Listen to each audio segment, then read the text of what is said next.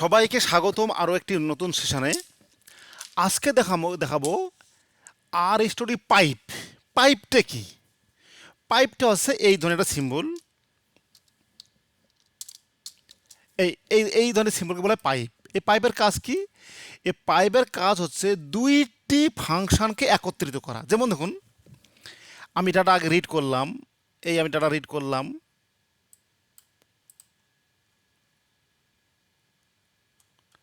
এই এই ধরনের আমি ডাটা রিড করলাম,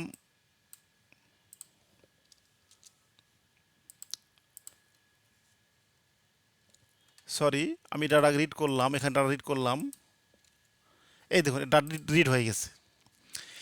এর মধ্যে আমি দেখাইছিলাম আগে ভেরিয়েবল লেবেল করছি, তারপর ভ্যালু লেবেল করছি।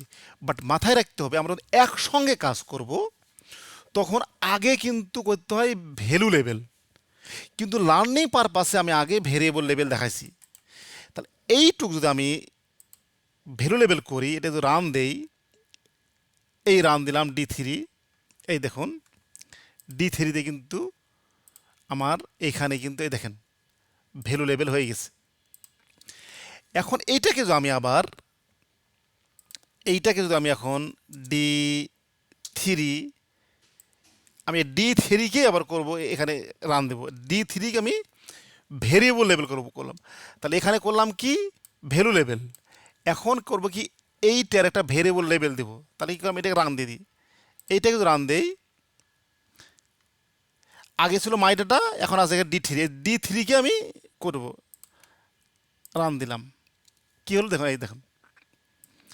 তাহলে এইখানে আমার একবার করলাম ভ্যালু লেবেল, একবার করলাম ভ্যালু লেবেল। বাট পাইপের কাজ হচ্ছে আমরা এই দুটোকে একসঙ্গে জয়েন করে দেব।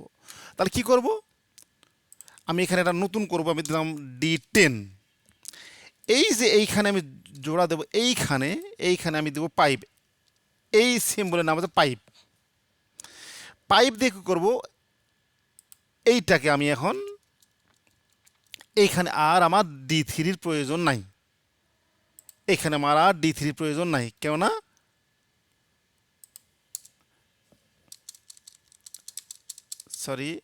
কেননা আমার এটার সাথে লিঙ্ক হয়ে গেছে। দেখুন এই যে এই D10টা ডাটা নিবে কার থেকে, মাই ডাটা। এখানে ভ্যালু লেবেল হয়ে যাচ্ছে। এরপর লিঙ্ক করে দিলাম এর সঙ্গে ভ্যালু লেবেল হয়ে যাচ্ছে। এখন আমি এখানে রান দেই, মাথায় রাখতে হবে অবশ্যই আমরা যদি পাইপ করি তাহলে অবশ্যই আগে আমাদের ভ্যালু লেবেল, তারপর ভেরিয়েবল লেবেল। আমি এটাকে রান দেই, এই দেখুন এখানে D10 নামে একটা হয়ে গেছে, একসঙ্গে আমার ভ্যালু লেবেলও হয়ে গেছে, ভেরিয়েবল লেবেলও হয়ে গেছে। এর সঙ্গে এখন আমি এখানে আরেকটা পাইপ দিব। পাইপ দিয়ে আমি এখানে সিলেক্টে কী করবো, শুধুমাত্র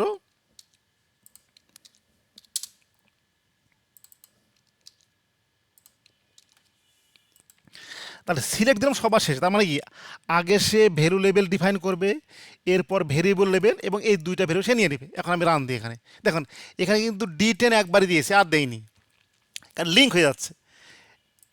এটার সাথে লিঙ্ক হয়েছে এটা, এটার সাথে লিঙ্ক হয়েছে এটা, আমি এখানে দিয়ে দিলাম। এখন যদি রান দেই,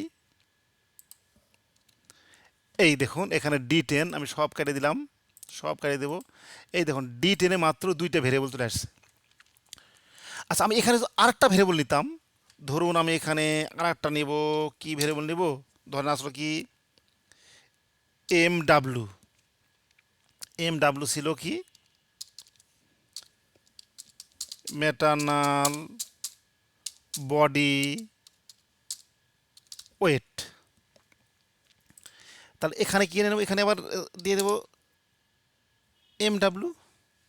এখন আমি রান দিই, রান দিলাম, দেখুন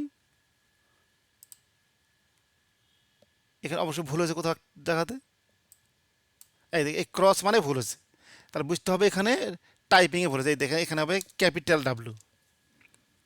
আবার রান দেই, এই দেখুন চলে আসছে, তিনটা চলে আসছে। অর্থাৎ আমরা একসঙ্গে, অর্থাৎ এই পাইপের কাজ হচ্ছে একটা ফাংশনের সাথে আরেকটা ফাংশন যোগ দেওয়া। এখন আপনাদের কাছে আমার অনুরোধ, এই যে এইখানে যত ভেরিয়েবলগুলো আছে সবগুলো আপনারা ভেরিয়েবল লেভেল এবং ভ্যালু লেভেল করবেন, করে এইভাবে পাইপ আকারে একটা ডাটাবেস তৈরি করবেন। এটা হচ্ছে আপনাদের হোমওয়ার্ক।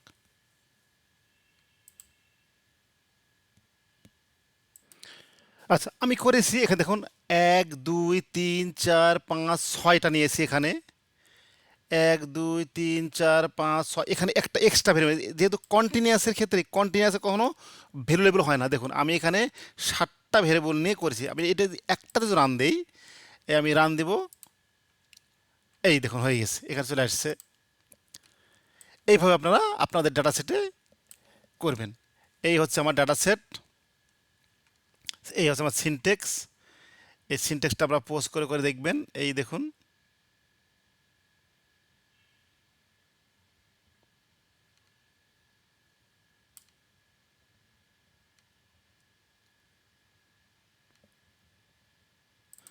এই হচ্ছে আমার ফাইনাল সিনটেক্স। এই হচ্ছে পাইপের ব্যবহার, আমরা কিভাবে পাইপ ব্যবহার করে একটা ফাংশনের সাথে আরেকটা ফাংশন কানেক্ট করি। সবাইকে অসংখ্য ধন্যবাদ।